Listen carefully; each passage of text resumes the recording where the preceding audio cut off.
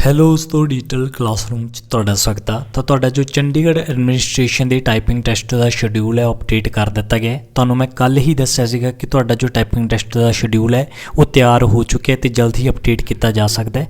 ਤਾਂ ਹੁਣੀ ਇਹਨਾਂ ਨੇ ਆਪਣੀ ਅਫੀਸ਼ੀਅਲ ਸਾਈਟ ਦੇ ਉੱਤੇ ਜੋ ਸ਼ਡਿਊਲ ਹੈ ਇਸ ਨੂੰ ਅਪਡੇਟ ਕੀਤਾ ਹੈ ਤੇ ਤੁਹਾਡਾ ਜੋ ਐਗਜ਼ਾਮ ਹੈ ਉਹ 4 ਦਿਨ ਦੇ ਵਿੱਚ ਕੰਡਕਟ ਕਰਵਾਇਆ ਜਾਊਗਾ। ਕੁਝ ਕੈਂਡੀਡੇਟਸ ਨੂੰ 15 ਤਰੀਕ ਨੂੰ ਬੁਲਾਇਆ ਜਾਊਗਾ, ਕੁਝ ਕੈਂਡੀਡੇਟਸ ਨੂੰ 21 ਨੂੰ ਅਤੇ ਉਸੇ ਤਰ੍ਹਾਂ 22 ਅਤੇ 23 ਨੂੰ ਤੁਹਾਡਾ ਐਗਜ਼ਾਮ ਹੈ। ਠੀਕ ਹੈ, ਤਾਂ ਤੁਹਾਡੇ ਜੋ ਐਡਮਿਟ ਕਾਰਡ ਨੇ ਤੁਹਾਡੀ ਜੋ ਈਮੇਲ ਆਈਡੀ ਹੈ ਉਸ ਦੇ ਉੱਤੇ ਸੈਂਡ ਕਰ ਦਿੱਤੇ ਗਏ ਨੇ ਤੇ ਤੁਸੀਂ ਆਪਣੀ ਜੋ ਈਮੇਲ ਆਈਡੀ ਹੈ ਉਸ ਤੋਂ ਆਪਣੇ ਜੋ ਐਡਮਿਟ ਕਾਰਡ ਨੇ ਉਹਨਾਂ ਨੂੰ ਡਾਊਨਲੋਡ ਕਰ ਸਕਦੇ ਹੋ।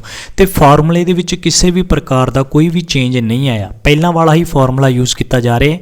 ਤੇ ਇਹ ਜੋ ਫਾਰਮੂਲਾ ਕਾਫੀ ਟਫ ਫਾਰਮੂਲਾ ਹੈ ਤੇ ਇਹਦੇ ਵਿੱਚ ਜੇਕਰ ਕੈਂਡੀਡੇਟਸ ਕਲੀਅਰ ਕਰਨਗੇ ਤਾਂ ਸਿਰਫ 10 ਤੋਂ 15% ਕੈਂਡੀਡੇਟਸ ਹੀ ਕਲੀਅਰ ਕਰਨਗੇ। ਠੀਕ ਹੈ, ਤਾਂ ਇਹੀ ਜਾਣਕਾਰੀ ਮੈਂ ਤੁਹਾਨੂੰ ਦੇਣੀ ਸੀਗੀ ਤੇ ਹੁਣ ਆਪਾਂ ਮਿਲਦੇ ਹਾਂ ਨੈਕਸਟ ਵੀਡੀਓ ਦੇ ਵਿੱਚ। Thank you.